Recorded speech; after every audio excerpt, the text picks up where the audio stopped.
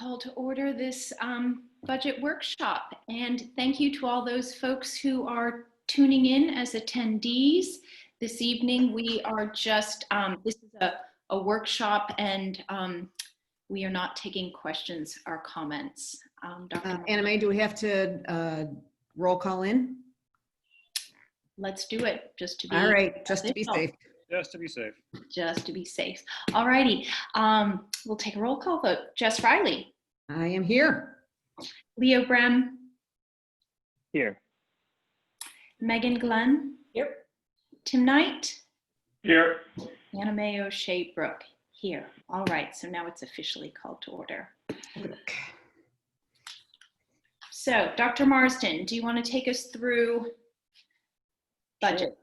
Sure. So after our budget workshop last Wednesday and then our subsequent meeting on Thursday night, we certainly got some feedback and actually got some more information too and some more data to see where any additional or we can arrange different reductions in other places, and spent a few days, working on that information, that data. So I have additional information for you on the spreadsheet with recommendations to get us to that number that we're looking for in terms of our staffing.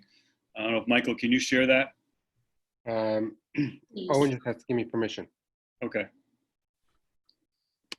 So we looked at all the reductions that we had last week, and certainly listened to your feedback as school committee members and feedback from others, and went through, and I talked to some department chairs and the high school staff and the principals, and really trying to get a sense of what some of these reductions mean in looking at the scheduling and what we can offer for kids. So that's why we took a second look at it, went through a little bit, and we made some additional changes in here.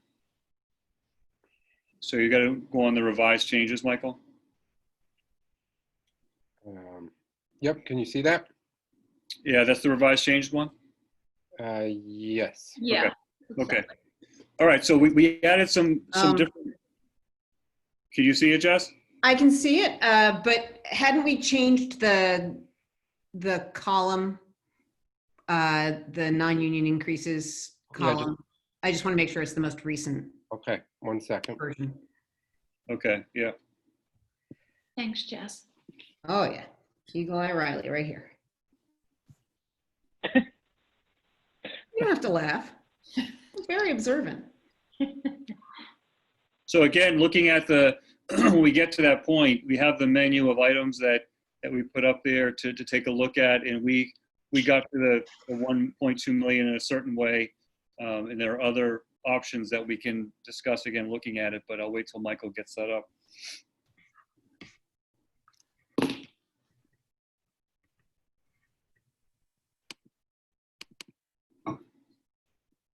Okay. Perfect. So just looking at some of the reductions, that far right column, column L, has the non-union increase to $95,000. So that freezes all the salaries everyone listed. I think it's 24 people, which we freeze the salaries to save $95,000 there. But then looking at the positions, and I really want to go through these slowly because we've added some columns to make it clear for people. Some of the feedback that we got last week were the check marks. They didn't know if everything was cut or just the check marks or whatever. So I want to go through it slowly so everyone has a really good sense of what we're talking about. So the positions that you see here are the reductions or updated recommendations to you to get to that 1.2 number. So the first one is math teacher at Blake Middle School. In FY20, our current fiscal year, that is a 1.0 FTE. It's an open position this year. When you approve the budget in January and subsequently through the process, it remained a 1.0 position. We've looked at making that a cut of 0.4, so reclassifying that position as a 0.6.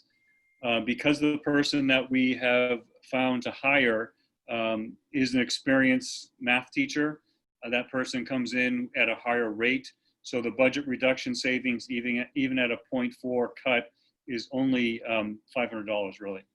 But again, as I mentioned in other meetings, we're pretty excited about some of the folks that we've potentially hired through this process. And as always, we tend to attract people with really good experience and folks that want to come to Medfield. So that was an example of someone like that. The second one, again, I want to be very clear about this, so I'm going to go slow, is a music teacher at Dale Street. So currently in FY20, that position is a .2 at Dale Street. And that's a resignation. The person that is in that position now is going back to grad school. So she resigned. So when you approved the budget in January, that position was a .6. And that was really a conversation with Jason talking about how we could better utilize some staff and make things a little bit easier. So we had put that .6 in there with Jason's recommendation. So with this particular one, we're looking at a .2 cut, which brings the FTE in this version to a .4. So just to be clear, in FY20, it's a .2. In FY21, we're recommending a .4, which is an increase of .2. Okay, we're just not recommending the .6 that was approved in January. The assistant athletic director at the high school, and that was going to be also helping out the middle school athletics as well. That was a .5 in the budget. It remained a .5 and it remains a .5 cut at this point. Math teacher at Medfield High School, that was a 1.0 FTE. The approved number in the budget process was a .8. And again, that's something that we do every single year, looking at whether it's enrollment or what we have for classes, and we adjust up or down, might be one, a .2, .3, .3, whatever it is. And that, in this case, we adjusted it to a .8, which is typical for us, especially at the high school level and the middle school, to go through that process. We are still recommending that to be a .8 cut at this point. Math specialist at Wheelock, that was a 1.0 currently in FY20. We're looking at that position at this point to be, it was actually 1.0 when you guys did the approval in January. We had recommended that as a, I'm looking at the wrong one, Michael. Am I looking at the wrong one? Yeah, up one, Michael, there you go. We're recommending that as a .3 reduction. So that position is now a .7, not a 0.0, which was recommended last week. We got some more information, looked at some of the needs of our students, and we felt that keeping that as a .7 was important to, the really good collaboration that's happening among the three math specialists right now. We want to keep that going, and making that a .7, we'll keep that happening. Wheelock classroom, that's a 1.0, so that's a transfer. A teacher had asked for a transfer within the district. I honored that transfer into a new position, and we're just not replacing that position. Based on the class size numbers we discussed last week, not going to be a real issue to our kids at that point. It's still going to be in the low 20s, 20, 21, 22 in that grade level. Teaching assistant at Wheelock, the 2 FTEs in this current year. Those are folks that have indicated to us that they've got other positions in other places and are not coming back. So based on recommendation from Mary Brule, we're not replacing those positions. And she feels good about that at this point. So that's a savings of $48,000 there. Innovation teacher at Dale Street, that's a retirement. And at this point, we're choosing not to replace that. And that's $85,000 reduction. Kindergarten teacher at Memorial. I know that we looked at that a lot prior to last week, and then looked at it again this week, and really thought about how we could incorporate that into the budget. So we put that was a complete cut last week, if you remember, and we've now changed that to a 0.5 cut because we can use our revolving account, because it's a tuition-based program, to offset that. So that brings back and restores that kindergarten position for next year, which we feel is important to class size, especially at that level. If you remember, we were looking at having 22 and even 23 in some full day kindergarten classes. We closed out full day kindergarten in anticipation of this. So if we do go this way, we'll be able to open up full day K again and then reduce class sizes as we go through. That new kindergarten teacher, the next one, is one that we are still saying that should be a cut, and that's really based on enrollment. We feel like we can survive without that. English teacher at the high school is a leave of absence request from a teacher that we're honoring, so that teacher will come back the following year, but will not be here next year. Long-term sub, that's a furlough, and that will be a savings of $35,000, and we will not fill that position next year. There's a possibility later in the year we may, if that person can come back, but right now that person's not able to come back for us. The central office reduction, which is a 1.0 now, looking at a 0.2, reducing payroll position. So that's going to look at, not a payroll, that's in the central office, and that's going to reduce it by $10,000. Wellness at Wheelock. So I think that, some of these issues that come up when you reduce folks based on professional teacher status or non-professional teacher status, sometimes that has implications of other people, and we have to kind of walk through that whole process, which if you're not in this business, you don't really understand, but there are implications for someone that has professional teacher status to non-professional teacher status teachers. So looking at wellness at Wheelock right now, there's a potential of a 0.2 reduction in wellness there, which makes that position a 0.8. That could become a 0.9, and there could be a 0.1 somewhere else in wellness, but right now, that's where that stands at 0.2. English teacher, that's a non-PTS, that is a recommended cut at 0.5 right now at the high school. Business teacher at the high school, so that is a 1.0 right now in FY20. We're recommending a 0.1 reduction in that, so that position will be a 0.9. Based on the conversations and looking at the amount of students that have registered in the keen interest in that area right now. One of the conversations we had is so many of our kids go into college as business majors, and now they're really starting to get excited about the business program at the high school with DECA and other programs. We wanted to make sure that kids still had that opportunity. So that reduction was a 0.8 last week. That is a 0.9 this week, so a reduction of 0.1. The next one is our family consumer science. That is existing a 1.0. We are recommending that to be a 0.2 reduction, so a 0.8. So just so we're all clear on this particular position, I mean, one of the things that I think came out of last week that really wasn't accurate was that we were getting rid of family consumer science, and there would be no more foods classes or culinary classes, and that really wasn't the case. Right now in FY20, the family consumer science is a 0.8 in classes. So there are 0.8 classes, opportunities for students. Making this a 0.8 as it is right now, what I'm recommending, continues that to be a 0.8 next year. So students will see absolutely no change in their opportunities in that area. No changes at all. But what that does is, and again, the whole ramifications, when you look at this, the particular person in that position has professional teacher status and also has a licensure in another area besides this. So that allows that person to pick up an additional 0.2 of someone else. So that person will remain as a 1.0, but it will just be a 0.8 in family consumer science and a 0.2 somewhere in the wellness department. So that goes back to what my comments were with the wellness at Wheelock. It may be a 0.2 there. It doesn't mean that person is going to be going to Wheelock to teach phys ed. The department has many options and flexibility that I've talked to the department chair about that will not necessitate someone going to the high school over to Wheelock to teach phys ed if that's not what they're comfortable doing. That's not the case. So I just want to be clear that the opportunities for kids are still the same in that area, but we're still recommending a reduction of 0.2 there. Reading specialists at Wheelock, which is currently right now 0.5. It was a 0.5 in your budget you approved in January.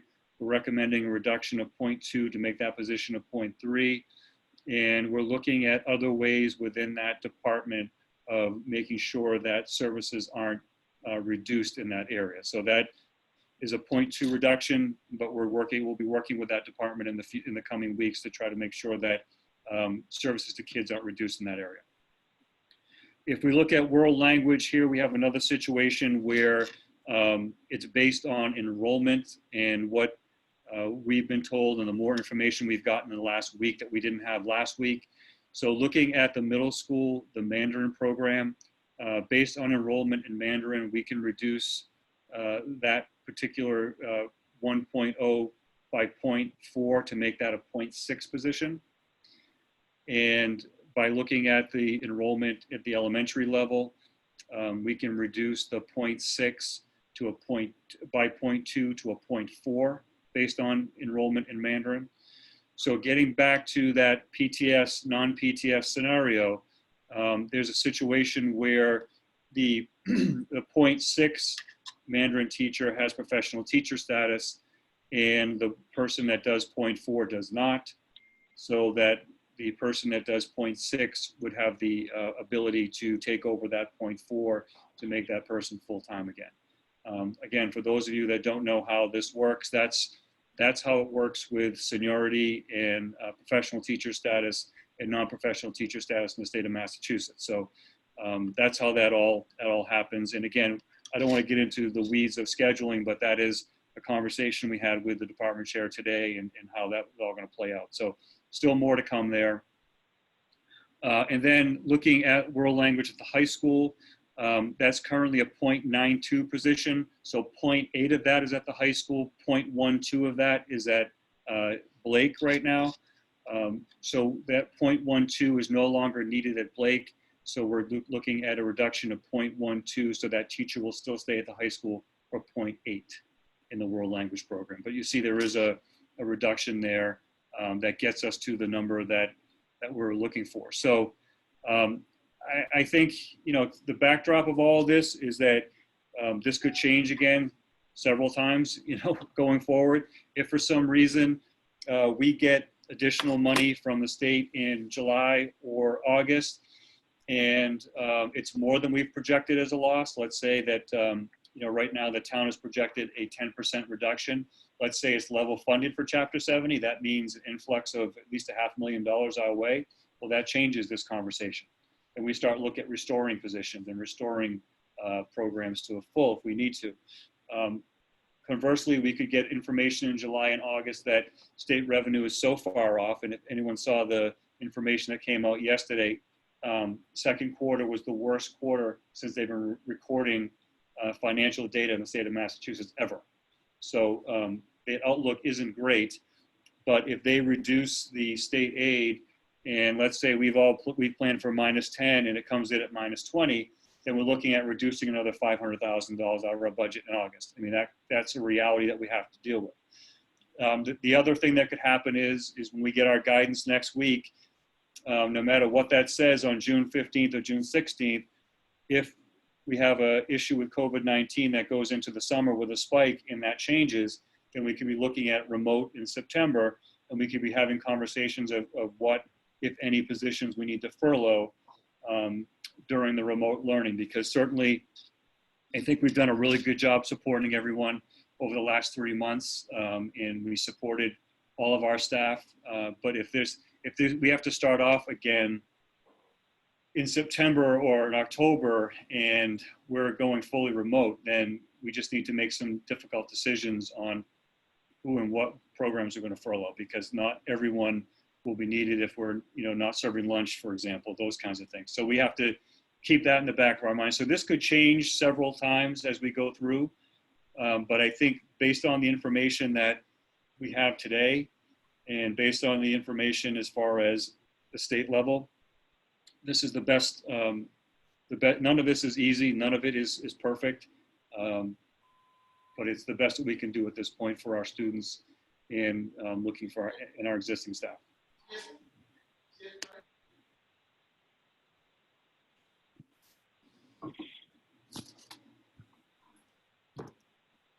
All right. Quick question, and I think to clarify, because at our last meeting, we had talked about there were, you know, some collective bargaining points that we still can't get into. However, could you give what limited updates you can give? We can't hear you. Sorry, I was muted. Michael, could you put that up on the screen, actually, the options? Yeah, thank you. Okay, so we had discussed all the typical, all the particular options. So it's my understanding, that items 2 through 6 are off the table at this point. So I know we can't get into any details on that because it's collective bargaining, but my understanding that's all off the table. So we have to kind of look at other options here. Clarifying. And where do we stand with other collective bargaining agreements? So we have what's open right now, the custodians, cafeteria workers, and secretaries. Their contract ends at the end of this month. Okay. So typically you have those conversations, and in a normal year when we weren't doing Zoom, we probably would have had all that done by now. I would say that, again, without divulging too much information because collective bargaining, I would say that it's, we've had a couple sessions and it's been going very, very positively. I think they understand kind of where we are, where the world is today, and certainly how well they've been treated the last 3 months. So I think that's, more to come there, but so far so good. Okay. I have a, Jeff, go ahead, Tim. well, go ahead, because this might take us a little bit in a different area, so go get you first, and then I'll. Okay, I just want to reflect on on a little bit on Jeff's comments about the guidance coming. I mean, just so everyone who's listening, that guidance could drastically change our planning for the coming year, right? I mean, if we're, I think the one option you didn't mention was hybrid, where some kids go to school one day and then another set of kids go to school the next, right? That's going to be quite a change, right? That would also change this plan quite a bit, wouldn't it? It sure would. I mean, I think that the hybrid model that I've heard of a couple of times at the state level that they're playing around with, which I don't see how it works for families, quite frankly. I don't see how it works for families in any town or any teachers or employees. I don't see how it works for anyone, but looking at a 1 week on, 1 week off model in which kids are in the brick and mortar room 1 week, and then the rest, half of them are in for 1 week and the other half are at home, and possibly doing some sort of live streaming for the half that are at home, so that it's not a week off, it's a week of remote and live streaming into the classroom, so you have less bodies in the classroom. I'm just not sure how that all works. I mean, to your point, Leo, I think that the information that was released on the PPE and what we had to purchase, it wasn't that particular piece, and that's a concern with the budget right now, which Michael can touch upon how we've been doing that. It's the part about what it may look like, which kind of seemed out of place in that memo, quite frankly. It didn't really work well with it. Yeah. But as you could see with the Globe and the Herald and everywhere else, it's really set off a firestorm. So much so that the commissioner sent superintendents an email saying, just FYI, that was really guidance for if we were opening the doors today and what might happen today. But it is in no way a reflection of what is going to be the official guidance that comes out next week. So he was very clear about that. I have to wonder if it was some kind of clerical mistake that got sent out inadvertently. I don't know, but it certainly caused an issue statewide, no doubt. I was surprised. Yeah, I was too. Yeah. And we got it at 9 o'clock or 8 o'clock at night on a Friday night, right? So that's the other thing I remember. Yeah. Like that seemed, even for them, that seemed a little funky. Yeah. So yeah. I was going to, or Leo, does that cover you? Or? Yeah, I was gonna say the only other scenario I've heard is like a Monday, Wednesday, Friday, and then a Tuesday, Thursday rotation as well. Yeah. But again, it's still not good for families, and but regardless, I'm just kind of with all the variables that are happening, it could drastically have an impact, or even slightly have an impact on what you're seeing here today, I guess is. So I'm wondering about setting that expectation. Okay, cool. All right. Yeah, and I Sorry, think Tim, go ahead. I think if the state wants the economy to come back, you have to open schools to normal, right? I mean, you have to, because we provide a place for kids every single day, And without that, it's very difficult for families to work. But I understand we have to balance the safety piece, and obviously I get all that, but I just think that's the key part to all of what's going on in this state is getting us back into school. And before you take this in a different direction, can I just ask one question related to this? Sure. Okay. Do you think that if we take away anything from that document, it was pre-ordering PPE and other necessary cleaning supplies and whatnot for when we get back into school and they want you to start ordering it now? Can we use the CARES Act money for that? Absolutely. Michael, you want to, so we've been really good. We actually ordered almost everything on that list about a month ago. So we're in pretty good shape with a lot of that stuff. We only have a few more items that we have to get, and we didn't order a 3-month supply, so we have to do another order with additional supplies. But Michael, you want to just talk about how we're paying for that? Yes, sure, Sorry, Jim. absolutely. So Jeff is correct. We about a month ago, we were ahead of the game, going out and getting the supplies that we needed. But we didn't get 3 months worth of supplies. We got, I think it was about a month and a half worth of supplies. We just put in an order today, which is now back ordered because all the other districts are doing the same. So we're on back order for the remaining of the supplies that we need. The reason why we went earlier was that we wanted to put it into the first phase of the CARES Act through the town. So the town submitted that, I want to say last week. So last week's claim for phase 1 included those supplies that we ordered. So the second phase is coming up shortly, and the orders are in, but the problem is they're telling us they're between 3 to 4 weeks back order because of all the orders that came in within the last 24 hours. What about some of the other recommendations that we saw? Again, referencing if we were to open school today, but there could be a point in the future in which, January, February could conceivably look like what is happening today, in which they were making recommendations about, 12 kids within a classroom or to one teacher. And I honestly, just doing the basic math, couldn't figure out how any school system could do that, whether there was no matter what your resources were.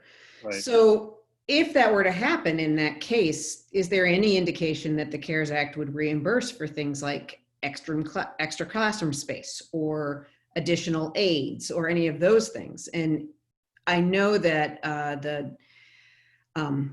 the Mass Association of School Committees is really quite concerned that not all of the issues that might be involved in bringing school districts back after COVID will be reimbursable through the CARES Act, particularly if we're looking at, trailers or whatever. I mean, there's so many things across so many districts. Do you have any thoughts around that? Because I do know that they're looking for resolutions and they're looking for people to, and I was going to have Anna Mae put this on the agenda for the next week anyway, to really kind of talk about whether there's some legislative outreach that we need to do to really be kind of encouraging things to move on, as we move on and as we look forward. Well, I would say that to your point about extra space, Michael and I had a lengthy meeting yesterday looking at potential purchasing of medical tents. Oh, that's super, because that's great for January. So here's the issue with the guidance. I know we're going off the rails a little bit, but I think it's all related back to budget here. Is that one of the things that they are recommending is that you have to have, or they're requiring, quite frankly, you have to have a spot or a space with ventilation that kids that you think may, or adults that may have COVID-19 can be in if they're in school before their parents come and get them or their spouse comes and gets them. And we don't have that space in our schools. We just don't. Yeah. So we looked at, Michael has a contact in the medical field that does a lot of this work. And the recommendation was to look at some of these tents that you could have and you can heat them and all this other stuff. And I just, at one point said, what are we talking about here? You know, I mean, this is really crazy. So that's some of the items that we're looking at, and possibly we'd have to have 5 of those, and we want to put them in a spot where they could be best utilized. But, you know, I don't know what the guidance is going to be next week, but that was one of the items that they talked about. Okay. I think I'll continue to pursue having at least some kind of a discussion about how our budgets can be supported a little bit more robustly, if it is possible, through revenue replacement grants through the federal level, and kind of just really understanding what that might look like and how we can support ourselves. Because I think that we can say and talk about whether we'll have reimbursement on Zoom, but unless we actually put pen to paper, I'm not sure that that it's useful. Yeah, there was an article, I don't know, I forget where it was Business Insider or somewhere. I think I retweeted or liked it or something at some point this week, but I remember reading it where they're saying that schools across the country really can't open up unless there's federal stimulus money. And it goes back to, you know, up on my soapbox again, that I've done probably 4 times in the last month, is the fact that when I was a superintendent in 08 and 09, you know, we had that influx of federal money that really saved school districts and municipalities, and we just don't have that now. We have some ridiculous reimbursement program that just doesn't work, and it doesn't make any sense. So, and you have to be able to upfront that money, which is really not necessarily something that doesn't make any sense. We've been quite lucky, but you know, who knows if we continue to be so, right? This isn't just about kind of understanding other districts. This is also about understanding our own and what kind of vulnerabilities that puts us in. Yeah, So, with that said, we may want to. Go ahead, Leo, sorry. Sorry, go ahead. I was going to say, we may want to figure out how to heat those tents too, by the way. Yeah. Because, like you said, in the wintertime, that's not going to be helpful. Right. So I just think it's just something that you have to stay tuned to, because we're just not, again, I hate being like this, but we just don't know. You know, making decisions based on information we have now and what we know now. And it just like the last 3 months, we may have to pivot and do something different. So expect the best, but plan for the worst. Yep. Yeah, so, and Jeff, that's my the question I have, it's 2-part. Part 1 is closer to what we were just on, and part 2 goes right back to where Leo went. But, so operationally, let's say, you know, there is some additional funding, and one of those positions is a retirement, you know, we're not hiring. At that, like, what does it look like if you said, okay, now we do want to hire that? What would that process be? So I think it would be I think if there's money, there's going to be a lot of districts doing the exact same thing we're doing, right? They're saying, we cut these positions, we didn't fill them, and now if stimulus money or Chapter 70 comes in, it becomes the whole process like we would do it whenever we hire anyone over the summer. I mean, sometimes people leave over the summer, or someone has a spouse that gets a job somewhere else and they need to move. So we have to be, you know, nimble as far as hiring all the time. So we would have a hiring committee, and the principal of the building would lead that hiring process. Committee of teachers, principal, we put the advertisement out. We'd have them come in, do the interviews, and depending on what the position is, maybe do a model lesson. And then the principal would make a recommendation to me. I would meet with that person, then, you know, then they would get their letter and be hired. So I think we'd go through that same process that we would normally do in the summertime, but it may be more of those, because if there's an influx of money, we want to make sure that we add positions. As we've talked about before, even though we're not reducing as many existing staff, we are reducing positions, and positions are difficult to get back sometimes, especially when we're looking forward to FY22, where if this trend continues with lack of revenue in the state, we're going to be in a similar or worse position in FY22. And that, where you just finished is where it's going. So is it, let's say you get to September, we don't, and now you have it later. Does that mean that position is effectively frozen until the summer, or is it feasible that you would bring someone on? No, we could definitely add on the fly if we need to, Tim. Yeah, we could do that. So sometimes if we have, case in point, a student moves into the district and needs additional assistance, and they move in over December, then we have to hire people on the fly with that. So we would do a very similar thing to that. Same process. And it's, I mean, it is linked. In the back of my head, I said, whatever the guidance is in a week, you know, it will say there's some flavor of hybrid. Students who feel unsafe or have conditions at home may choose to stay at home. And, Right. you know, they still have, you know, deserve the opportunity to learn. Or teachers may feel unsafe Mm-hmm. and not want to attend school. Right. So in my head, we still, like when I look at the sheet that you have, it doesn't have something like a virtual learning coordinator, and I'm making that up. But All right. in my head, I'm thinking that there needs to be a Tiger team or something that says we are preparing to address that, and we you know, I mean, where might those heads come from, or are those virtual? You know, you're asking for people to volunteer and say, hey, team, we need help with this. So I would say that Christine Power has been wonderful working on this already. She's been working on this the last month or so.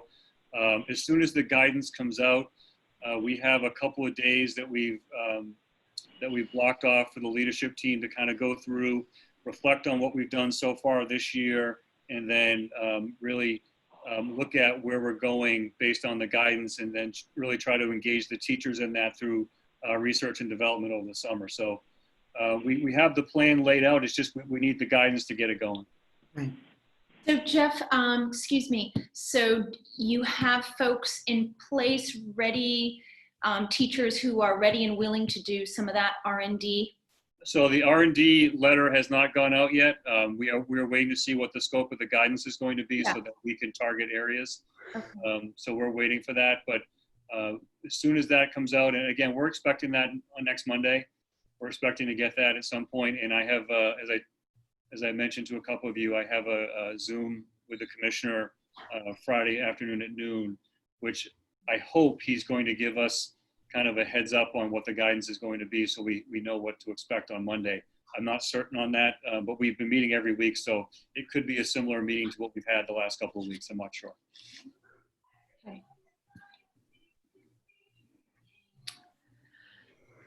Any more statements, questions from school committee members? No, I'm kind of astounded, Jeff, that you guys have been able to be so agile with the amount of money that we have had to cut out of this budget.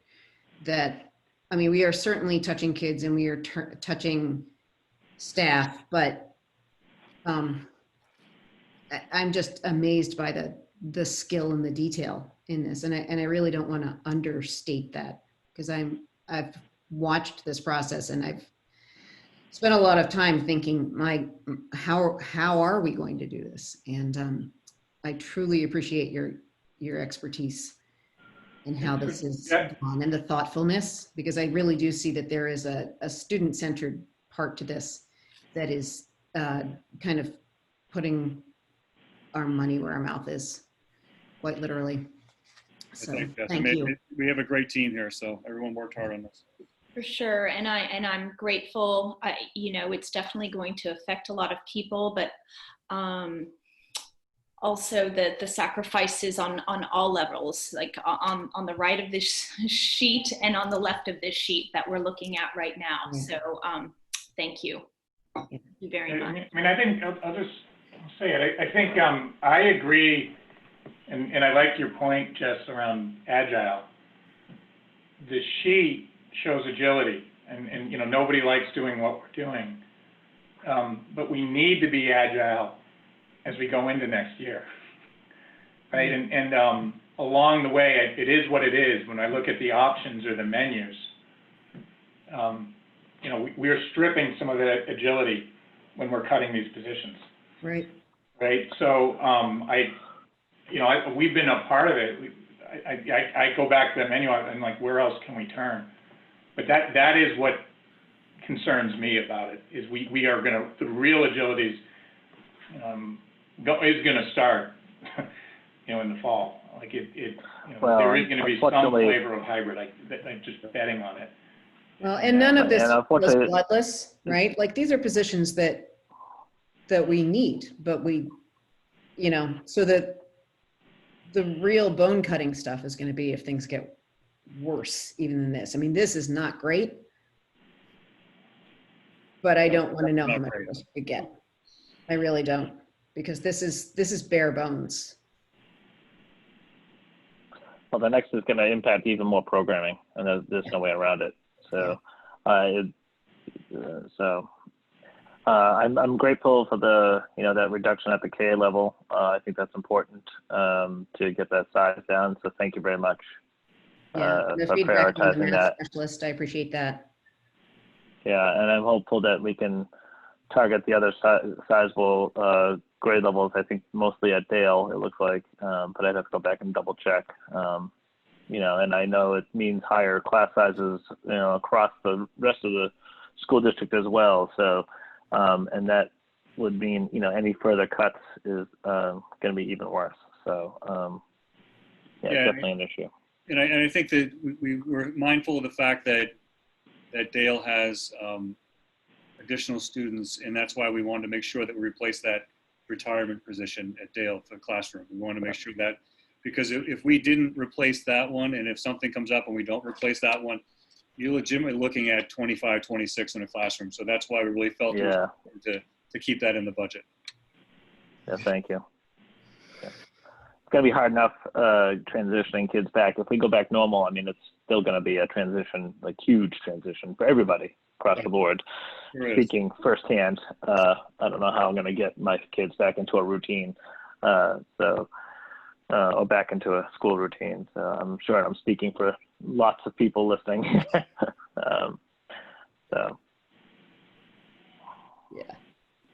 All right. All righty. So you know what I forgot to do at the beginning is to explain why we were in executive session. Can I do that? Oh, thank you, Renee. Sure. All right, sorry about that, folks, but better late than never. So we were in executive session to discuss COVID-19 issues related to collective bargaining or litigation if an open meeting may have a detrimental effect on the bargaining or litigating position of the public body. Specifically, Medfield Teachers Association, school secretaries, custodians, and cafeteria workers. And also to conduct strategy sessions in preparation for negotiations with non-union personnel, superintendent, director of finance and operations, director of instruction and innovation, director of student services, accounting specialists, out-of-district coordinator, data manager, secretary of finance and operations, administrative assistant to the superintendent, director of technology, network administrator, human resources assistant, payroll and human resource manager, director of facilities, high school principal, middle school principal, Dale Street principal, Wheelock principal, Memorial principal, middle school assistant principal, high school assistant principal, director of food service, and athletic director. And director of social and emotional learning. Right. That's the last one. Yep. Yes, Yeah. thank you. All righty. So we have our next meeting on next week, the 18th. Right. Which will be a regular session, right? Right. Mm-hmm. Correct. Regular I open meeting. think we'll need to do an executive session after that. We'll most likely need one, is right? I think so. We'll have to see how it goes this week, but Okay. yeah, we'll have to probably have one. Okay, great. So next Thursday, open meeting. And so with that, do we have a motion to adjourn? So moved. Motion by Leo. And do we have a second? Second, Megan Glenn. We'll take a roll call vote. Jess Riley, Aye. Leo Brem, Aye. Megan Glenn, Aye. Tim Knight, Aye. Anna Mae O'Shea Brooke, aye, and thank you to all those attendees who tuned in. We'll see you next Thank week. you so much. It was so nice to see all of you.